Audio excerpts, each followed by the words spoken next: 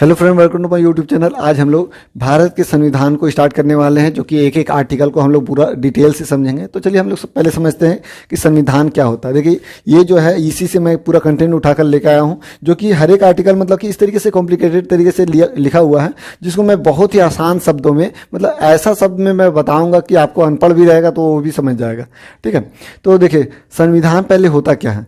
तो आदमी को एक मतलब कि डेवलप करने के लिए, जैसे हम लोग कहीं भी जाते हैं तो डर जाते हैं, कोई भी प्रशासन कुछ भी बोल दिया तो हम लोग डर गए, हम लोग के साथ कोई भी विरोध कर दिया तो हम लोग को समझ में नहीं आता कि हम लोगों का क्या अधिकार है नहीं है। तो वो सभी चीज़, अगर हम लोग को आगे बढ़ना है, तो अगर मान लें हमको प्रधानमंत्री बनना है, राष्ट्रपति बनना है, तो क्या हम लोग का अधिकार है कि नहीं है।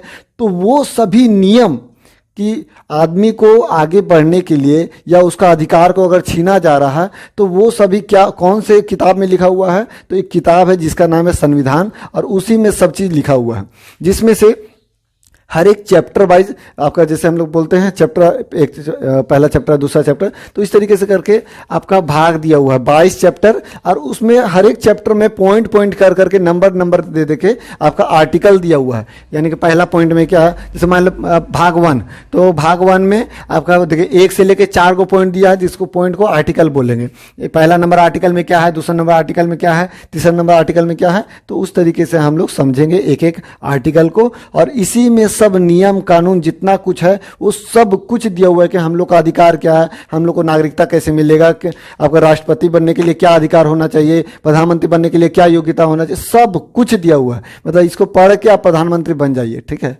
तो चलिए हम लोग शुरू करते हैं। तो देखिए, हम लोगों ने पढ़ा है कि ये आपका तीसरा वीडियो है। पहला हम लोगों ने अनुसूची को पढ़ा था कि 12 अनुसूची होते हैं, कौन कौन से, पूरा डिटेल में हम लोग समझे थे। दूसरे बात हम लोग भाग, तो देखिए एक कमेंट मुझे आया था कि भाग जो है वो टोटल 22 ही है। वो सही बोल रहे थे, तो मैं बोल रहा था कि 22 से 25 हो गया है, लेकिन वो कमेंट कर रहे थे कि 22 ही है। तो देखिए, अगर नंबर के हिसाब से देखा जाए, जैसे 3, 4, 5, 6 इस तरीके से, तो 22 ही है। लेकिन अगर बोलेंगे कि देखिए यहाँ पर बीच में एगो ऐड हुआ है, तो 4 का 1, तो आपका जैसे यहाँ पर 9 का ए, 9 का बी, 14 का ए, तो इस तरीके से अगर बीच बीच में ऐड हुआ, जिस कारण से क्या हुआ 22, 23, 24, 25, 26 को हो गया। ठीक है, अब उसमें क्या हुआ कि 7वां जो भाग है वो खत्म हो गया, तो जिस कारण से आपका भाग जो है वो आपका 25 है। अगर ऐसे करके काउंट कीजिएगा, अगर नंबर के हिसाब से देखिएगा तो आपका 22 ही भाग है। ठीक है, तो वो आप अपना देख लीजिएगा।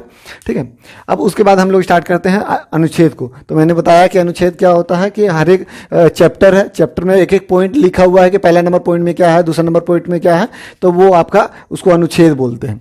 अब संविधान संशोधन क्या है, तो देखिए अब हम लोग का आर्टिकल में मतलब कि जितना भी आपका संविधान में बहुत सारा चीज़ दिया हुआ है, जो पहले के समय में मतलब कि ठीक था, लेकिन अभी के समय में आदमी डेवलप कर गया, तो वो नियम अभी लागू नहीं हो पा रहा। तो जिस कारण से जैसे 1900, देखिए मैं बताता हूँ एग्जाम्पल में कि 1978 में, 1978 से पहले क्या होता था कि संपत्ति जो है वो हम लोग का मौलिक अधिकार था। अब क्या है संपत्ति मौलिक अधिकार, कि अगर मान लिया आपका रोड के किनारे जमीन है, रोड के किनारे जमीन है, अगर सरकार मान ली कि रोड बना रहा है, चौड़ा 4 लाइन बना रहा, तो आपका जमीन अगर किनारे पड़ गया, तो अगर आप बोलिएगा कि हमको अपना जमीन नहीं बेचना है, तो 1978 से पहले जो है सरकार आपका जमीन नहीं ले सकता था।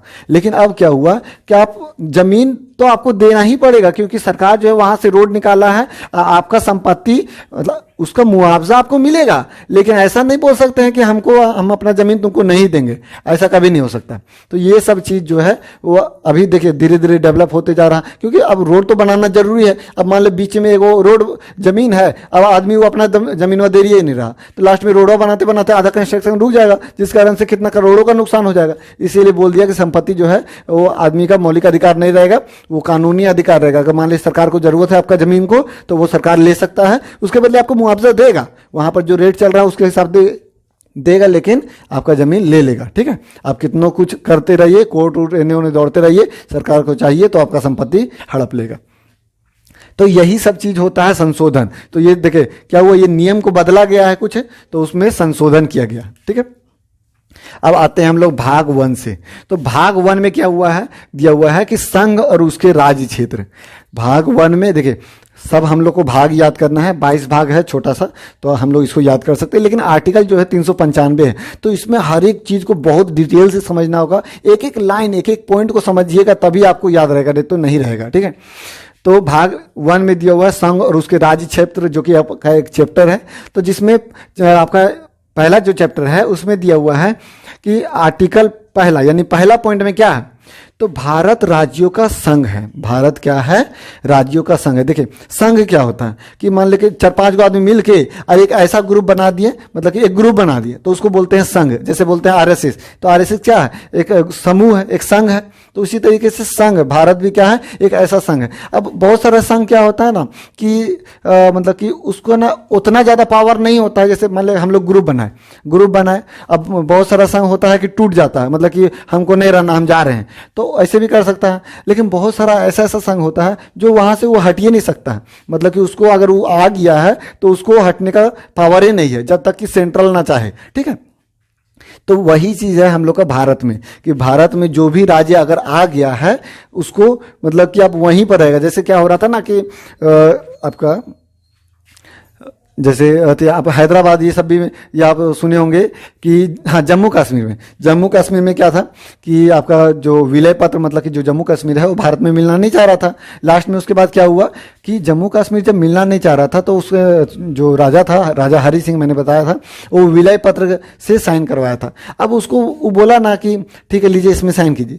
अब उसको लगा ना कि ये तो ऐसी संघ है जिसमें हमको अगर जब मन करेगा तो हट जाएंगे, अभी हमको जरूरत है इसका सेना का, तो चलो साइन कर देते हैं। लेकिन उसको पता नहीं था कि आपने संघ में यानी यूनियन में साइन किया, और ये यूनियन एक ऐसा चीज है जो आप एक बार में ग्रुप में मतलब कि ऐड होगी तो आप हट नहीं सकते हैं। ये एक ऐसा ग्रुप है जो आप एक बार में ग्रुप में ऐड हो गए तो जब तक आपका एडमिन ना चाहे तब तक आप हट नहीं सकते, लेफ्ट नहीं कर सकते हैं। लेकिन अमेरिका इस सब में क्या है कि आप लेफ्ट हो सकते हैं, मतलब कि उसमें थोड़ा सा कॉम्प्लिकेटेड होता है, लेकिन आप लेफ्ट हो सकते हैं, हट सकते हैं। लेकिन ये जो ग्रुप ऐसा है ना भाई इंडिया वाला, कि आप लेफ्ट नहीं हो सकते, कोई भी राज्य लेफ्ट नहीं हो सकता।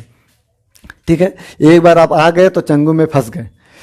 उसके बाद है आपका दूसरा, तो दूसरा में दिया हुआ है संसद में, जो संसद का जो कैपेसिटी है क्या, तो विदेशी राज्य को भारत में मिलाने का।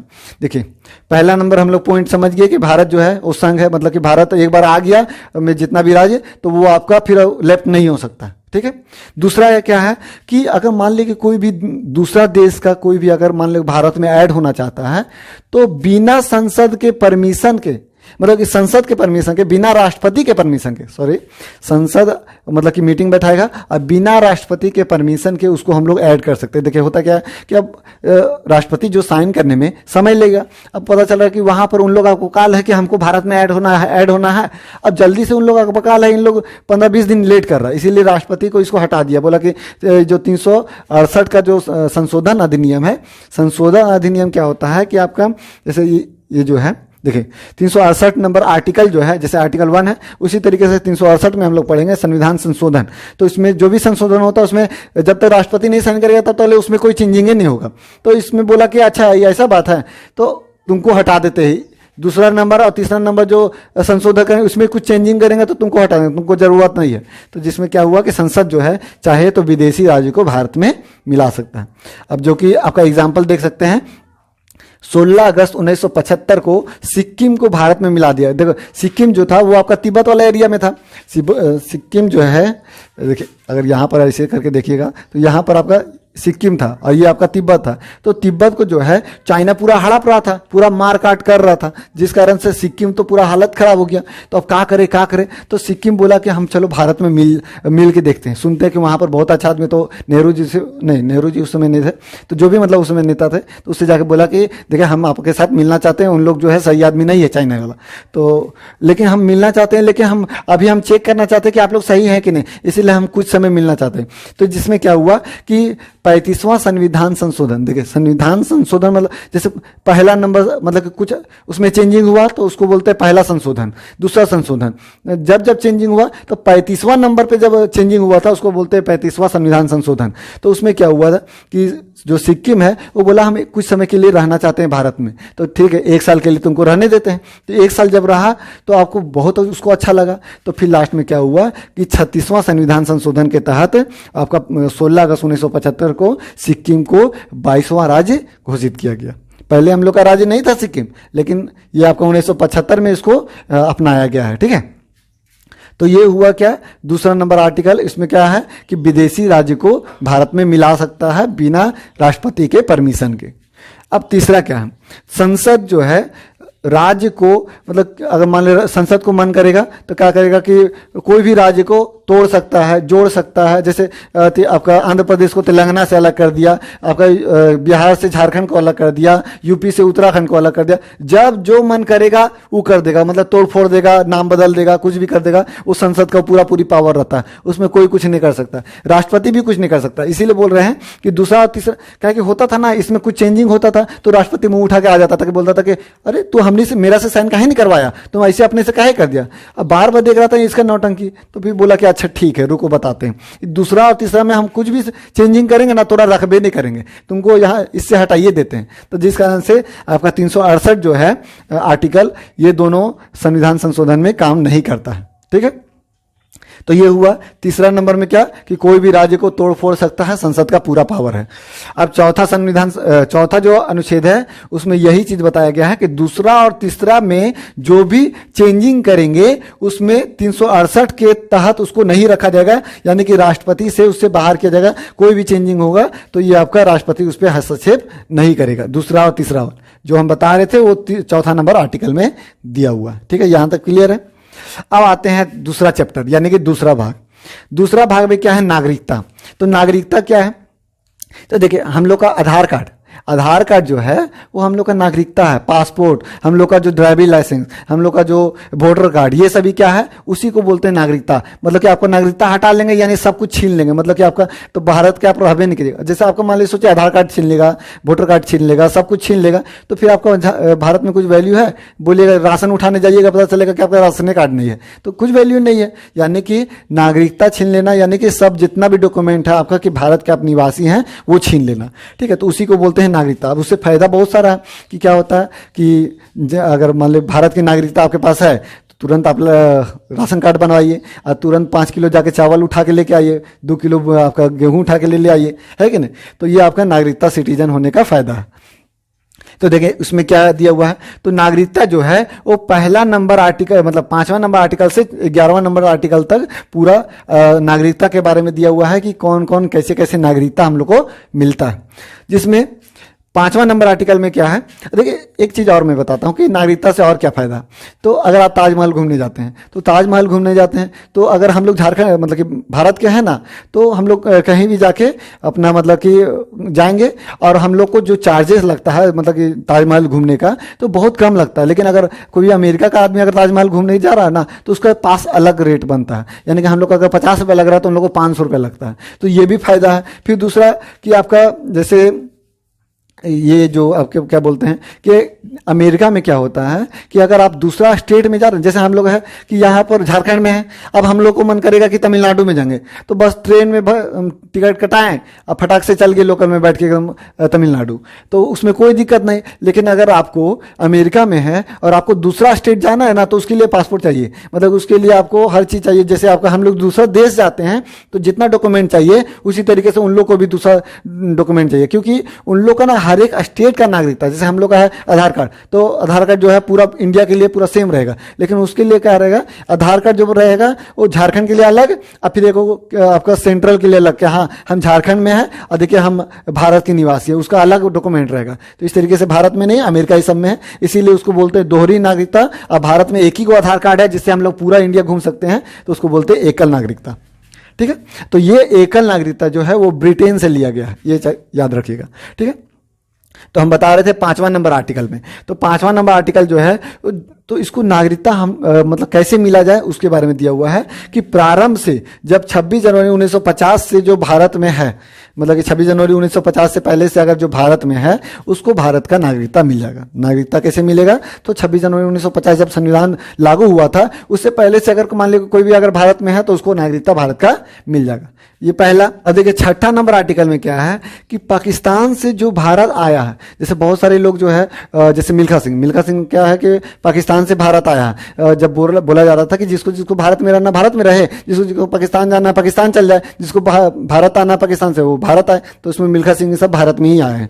तो उसमें क्या हुआ कि अब बोला जाए कि कोई भी अगर अभी चाहेगा कि अभी हम पाकिस्तान से आएंगे और हमको नागरिकता दे दे, तो ऐसा थोड़ी ना होगा। इसीलिए उसमें बोला गया है डेट कि 19 जुलाई 1948 से पहले अगर हम बुला रहे हैं कि भारत में आ जाओ नागरिकता देंगे, लेकिन 19 जुलाई 1948 से पहले अगर तुम भारत आया तब तुमको नागरिकता मिलेगा, और उसके बाद अगर आता है तब तुमको नागरिकता मिलने की संभावना है। मतलब कि आपको फिर आना होगा तो रजिस्ट्रेशन करवाइए, डॉक्यूमेंट वेरिफिकेशन कराइए, फिर संसद में जाइए, पेश कीजिए, उसको मन करेगा तो नागरिकता देगा, नहीं तो नहीं देगा। तो जैसे इस तरीके से होता है, जैसे मान लेगा हम लोग को क्या है कि अगर कहीं भी हम लोग प्रसादी खाने जाते हैं, प्रसाद खाने जाते हैं तो एक डेट रहता है कि 8 बजे तक प्रसादी में बटेगा। अब वहाँ पर अब हम लोग 8 बजे तक जा पाए तो ठीक है, और 8 बजे के बाद जाइएगा तो फिर आपको मिलेगा कि नहीं मिलेगा उसका संभावना नहीं है। तो वही हाल ये भी है कि आपका 6ठा नंबर आर्टिकल में है कि अगर पाकिस्तान से इतना डेट से पहले अगर भारत में आए तो आपको नागरिकता आसानी से मिल जाएगा, प्रसादी मिल जाएगा, लेकिन अगर बात किए तब फिर आपको प्रसादी नियर हाल हो जाएगा। तो ये हुआ आपका 6ठा नंबर आर्टिकल। 7वां नंबर आर्टिकल में क्या है कि भारत से जो पाकिस्तान गए, अब जैसे बहुत सारा क्या हुआ कि उस समय जो नेता सब क्या हुआ, जैसे मोहम्मद अली जिन्ना ये सब बोला कि यहाँ के लोगों को पूरा फुसलाया कि चल वहाँ पर तुमको पाकिस्तान में जन्नत महसूस कराएंगे, खूब मज़े से रहेगा, एकदम मज़े से पूरा ठाट बाट से रहेगा। अब वहाँ तो सब पूरा खुश होकर देख के चल गया उसका बात पे।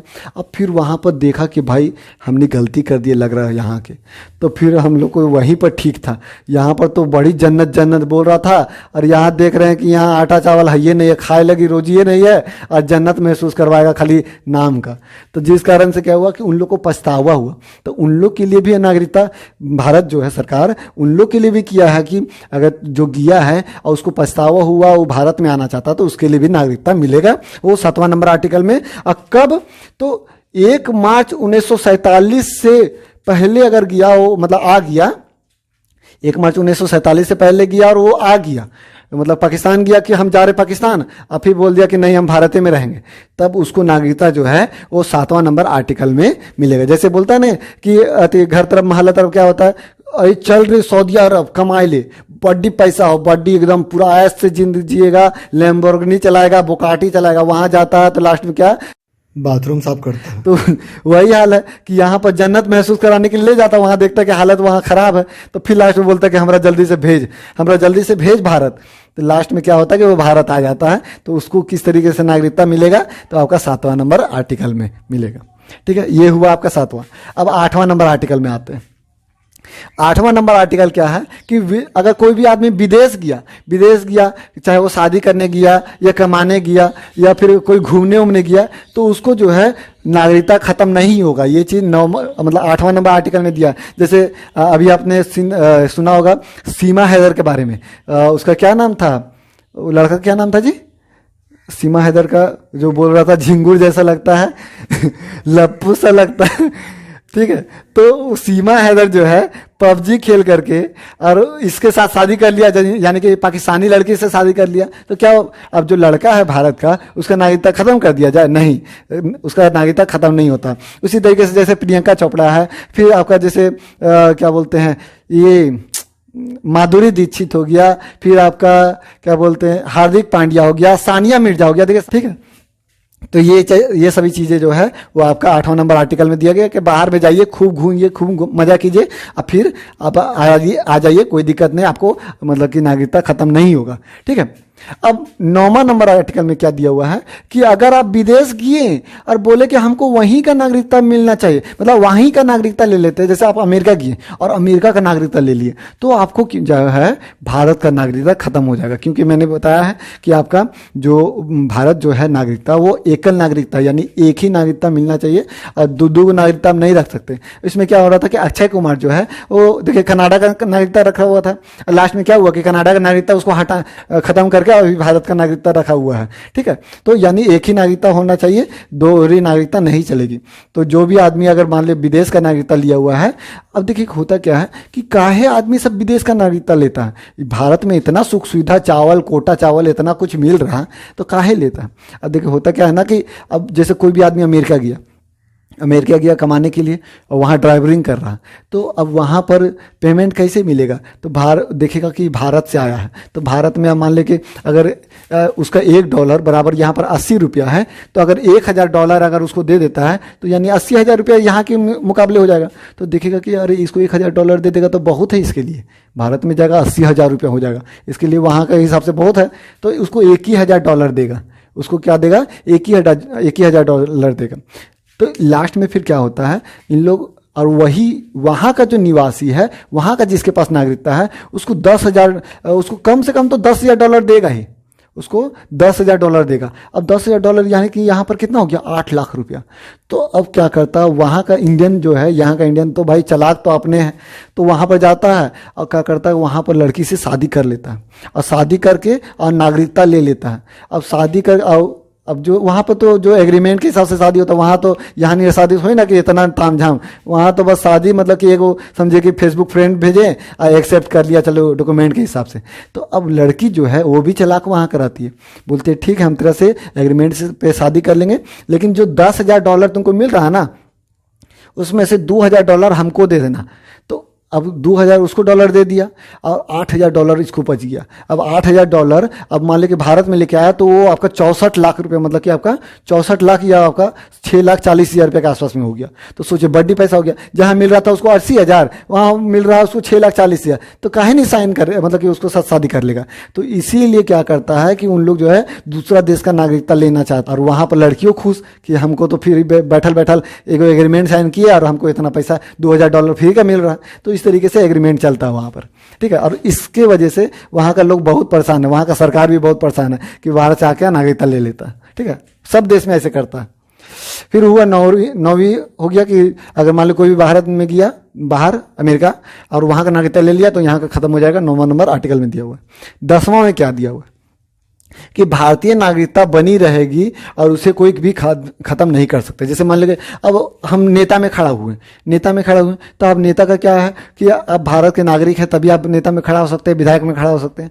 अब क्या हुआ कि विरोधी पार्टी वाला अगर उसको मन करेगा, अगर ये चीज़ नहीं रहेगा तो नागरिकता खत्म कर देगा। कुछ भी डॉक्यूमेंट अगर मान लो बना के नागरिकता खत्म करने का नियम रहता है तो नागरिकता खत्म कर देगा, तो पता चलेगा वो इलेक्शन में खड़े नहीं हो सकता। तो जिस कारण से ये चीज़ बताया गया है 10वां नंबर आर्टिकल में कि आपका नागरिकता कोई भी आदमी खत्म नहीं कर सकता जब तक कि आप कुछ ऐसा ना काम करें जो देश विरोधी हो, इस तरीके से कोई काम हो या आतंकवादी ना हो, तो आपका नागरिकता कोई भी आदमी खत्म नहीं कर सकता। ये 10वां नंबर आर्टिकल में दिया हुआ है। अब 11वां नंबर आर्टिकल जो कि लास्ट है, ठीक है। तो इसमें क्या है कि नागरिकता संबंधित कानून जो है वो आपका गृह मंत्री तैयार करता है और बिना संसद के पास हुए वो कानून नहीं बनता। यानी कि अगर कोई भी अगर नागरिकता संबंधित कानून बनाना है तो वो आपका संसद में बिना पास किए हुए बनबे नहीं करेगा। संसद में मतलब कि आपको पास करवाना ही होगा। और उसका तैयार कौन करेगा? तो वो आपका गृह मंत्री। जैसे अभी CAA आया था जो कि आपका बांग्लादेश और मतलब कि भारत से बहुत तामझाम हुआ था पश्चिम बंगाल में, ठीक है। तो वहां पर सबका नजर कहां पर था? तो गृह मंत्रालय में। जब भी मोदी जी गृह मंत्रालय जाते थे सबको अगबक हो जाता था, एकदम हालत खराब हो जाता था कि लग रहा है गया है तो कुछ ना कुछ कानून बना के और तामझाम करके आए। तो सबका वही, हमको भी याद है कि जब ये चीज एक्ट आया था उस समय हम लोग भी मतलब वहीं का न्यूज देख रहे थे कि गृह मंत्रालय में क्या चल रहा। तो गृह मंत्रालय ही तैयार करता है आपका कोई भी नागरिकता संबंधित कानून, संसद उसको पास करता है तब जाके वो कानून बनता है। अब नागरिकता अधिनियम जो है 1955 में, देखिए शुरू में जब संविधान बना तो उसमें नागरिकता से संबंधित बहुत ज़्यादा मतलब कि ये सब नहीं आया था कानून। उसको मतलब नहीं लगा था कि भाई भारत मतलब भारत और पाकिस्तान को कुछ अलग नहीं लगता था, अरे जिसको आना है आने दो, आएगा तो उसको नागरिकता दे देंगे, उससे ज़्यादा तामझाम नहीं था। लेकिन धीरे धीरे देखने लगा कि अब जो हम लोग का जो आपका रिश्ता खराब होने लगा, उन लोग बहुत मतलब अति करने लगा, इसलिए अब कानून आ गया जिसमें आपका नागरिकता अधिनियम 1955, उसमें बहुत सारा कानून लिखा गया है जिसमें कुछ कुछ संशोधन भी हुआ। जैसे आपका 1986 जिसमें आपका भारत में अगर मान लो जन्म होता है, माता पिता कोई अगर है तो उसको नागरिकता मिलेगा। तो ये आपका 86वां संविधान मतलब आपका 1986 में यह अधिनियम आया, मतलब संशोधन हुआ। फिर 92 में हुआ कि कोई भी वंश है, अगर हम लोग जैसे है वंशज आधार पे, जैसे हम लोग का दादा परदादा जो है वो भारत में ही रहते थे तो उसी के आधार पे हम लोग को नागरिकता मिला है, तो वो आपका संशोधन हुआ था 1992 में और ये चीज़ वो लागू किया गया था। उसी तरीके से 1903 मतलब सॉरी 2003, 2005 और 2019 में नागरिकता कानून मतलब संशोधन कुछ ना कुछ चेंजिंग करते करते और अभी तक ये आपका संशोधन किया गया। तो ये हुआ आपका दूसरा चैप्टर, यानी दूसरा भाग मैंने खत्म कर दिया नागरिकता, अब पहला भी भाग खत्म कर दिया। तीसरा हम लोग करेंगे मौलिक अधिकार को। तो चलिए हम लोग नेक्स्ट वीडियो में मिलते हैं, और इसी तरीके का आपको कंटेंट बहुत मज़ेदार मिलते रहेंगे, पूरा आसानी से समझिएगा। तो मिलते हैं नेक्स्ट वीडियो में, धन्यवाद।